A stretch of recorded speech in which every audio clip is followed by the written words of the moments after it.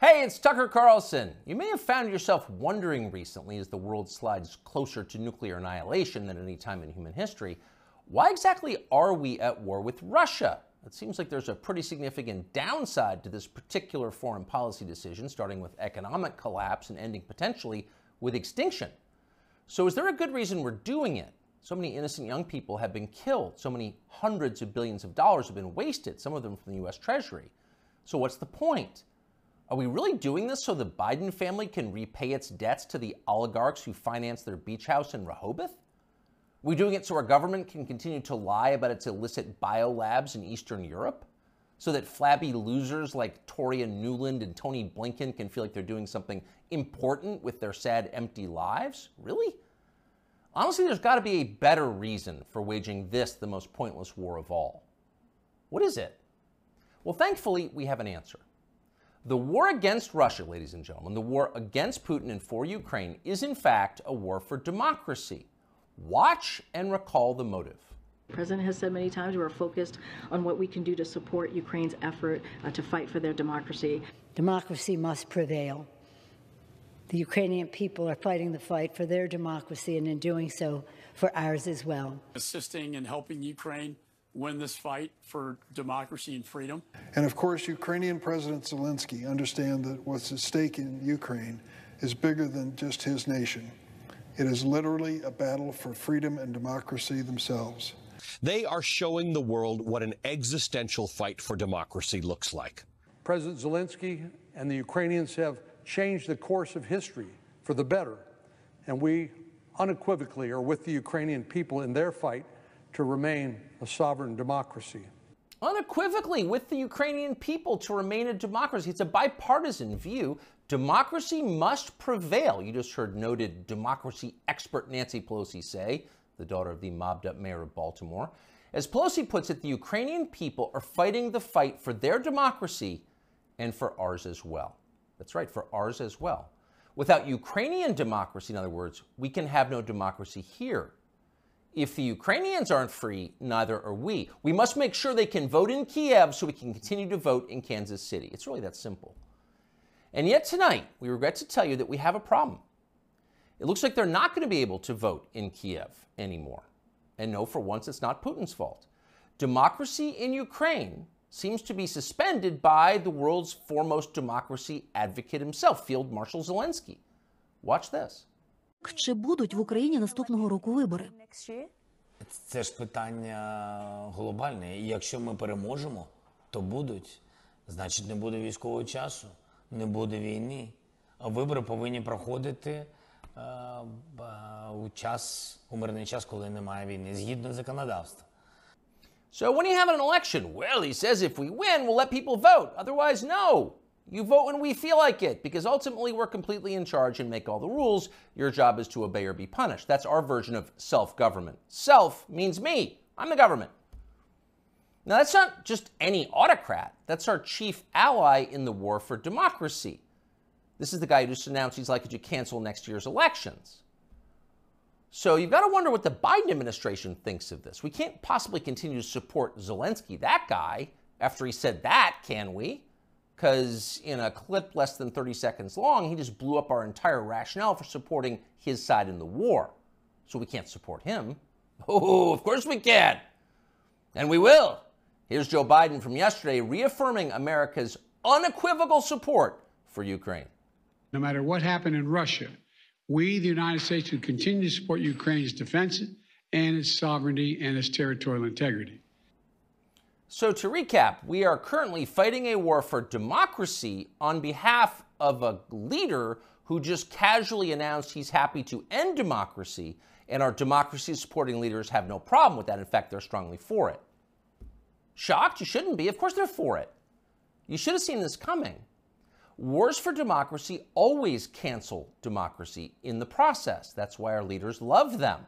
And they all do it, even the virtuous leaders. Abraham Lincoln suspended habeas corpus. The British government under Winston Churchill threw an entire opposition party into prison and let them rot for the duration, in some cases with their families. So in a war for democracy, you can do anything. Imagine what a man might do who has fewer principles. If that man, say, ran Ukraine, he might seize churches, arrest priests, ban all criticism of himself, disappear his political opponents. And that's happening. Just last month, Zelensky threw a man called Gonzalo Lira into prison indefinitely for the crime of daring to write about the Ukrainian government in unflattering ways. Now, what's interesting, what separates this from other such cases, is that Lira is an American citizen.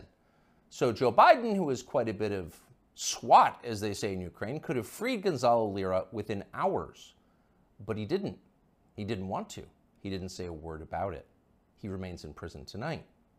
So that makes you wonder, what's the real motive here? When normal people see war, they see death and destruction, sadness and suffering. But that's not what demagogues see. They understand it differently. They know that war means power, mostly for them. During wartime, everything they do can be justified.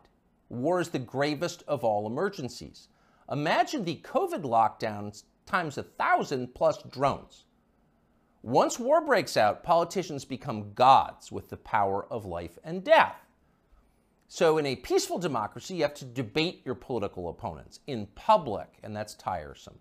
But in a war for democracy, you can just throw them in jail or have them executed. You can see that many in Washington are looking forward to that moment. And that may be why they so fervently support Joe Biden, even many Republicans, against a potential opponent, the only opponent who opposes the war in Ukraine. If you were to end the war, their power would evaporate. Last week, a whistleblower produced WhatsApp messages from Hunter Biden, proving that at the very least, his father knew about his influence peddling businesses abroad and probably participated in them.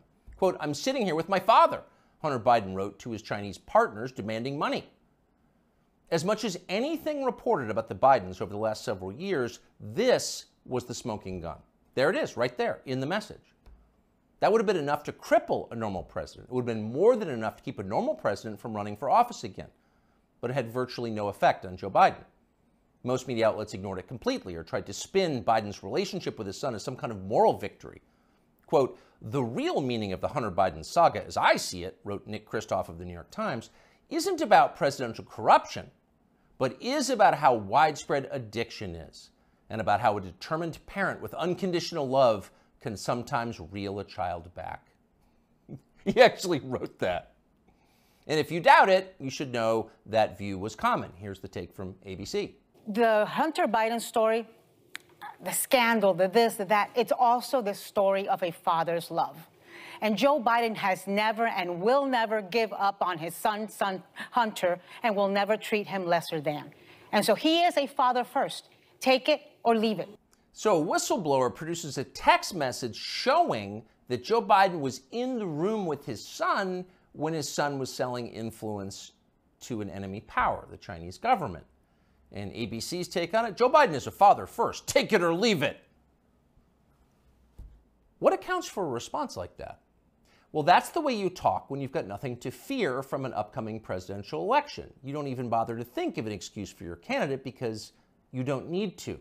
Your country has electronic voting machines. Joe Biden got 81,282,916 votes in 2020, and you're pretty sure he can do it again. In fact, you know he can. You're not worried. But actually, they should be a little worried.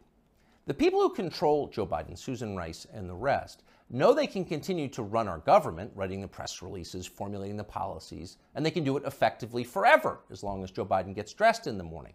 And of course, that's their strong preference. These are fervent opponents of change. But the one thing these people cannot control is aging. Joe Biden is old. He's 80 now. He will be 85 at the end of the next term. People imagine that old age is a long, predictable progression from acuity to permanent unconsciousness. But often that's not at all how it actually works. When old people start to slide, they tend to slide fast. Joe Biden has begun that descent. Here he was yesterday. And here's what she wrote to me, and I quote, "You can imagine my joy. She called them right away, and the next day they sent someone out to survey her yard. As Beth wrote, this is the best thing that's happened to rural America since the Rural Electrification Act brought electricity to farms in the 30s and 40s. End of quote." End of quote. You weren't supposed to hear that. Joe Biden read the stage directions out loud. That's like eating the garnish that comes with your entree. You're supposed to know not to do that. Joe Biden no longer does. In a year or two, he will be gone completely, and there will be no hiding it. At that point, the Democratic Party will face a secession problem. If Joe Biden is reelected next year and then forced to leave office during his term due to disability or death, that means Kamala Harris will become president of the United States. And nobody wants that, not even her husband. In real life, nobody likes Kamala Harris. That's not an attack on her. In fact, it's possible to feel pity for someone who's so universally reviled. It is instead an observation of unchanging physical reality like gravity or photosynthesis. Nobody wants Kamala Harris to be president. No one will benefit if she becomes president. So logic suggests there's going to be a change. It's going to have to be somebody else. And whoever that person is going to have to enter the race soon, before the election, after Biden drops out. Who could that person be? We don't know, obviously. This is all just guessing. But we do know whoever that is will have to have two essential criteria. He'll have to be as shallow, ruthless, and transactional as Joe Biden is, and he'll need to have flattery skills that are so polished and advanced they'd be considered superior even in the Saudi royal court. And there's only one man in modern America who fits that description: Gavin Newsom, the governor of California, and perhaps not coincidentally, Joe Biden's new closest friend. I am here, Mr. President, Newsom told Biden at an event the two did together last week. I am here as a proud American, as a proud Californian, mesmerized by not just your faith and your devotion to this country and the world we're trying to build, but by your results, by your action, by your passion, by your capacity to deliver. I am mesmerized by you, Joe Biden. Imagine saying that as a compliment. You couldn't do it. Few human beings could do it. But Gavin Newsom had no problem at all. Those words rolled right off his forked tongue. He never stopped smiling. So if you're looking for the leader of the coup, there he is right there. Younger people say the news is full of lies. In Kennedy's motorcade. 239 people. The death of Jeffrey Epstein.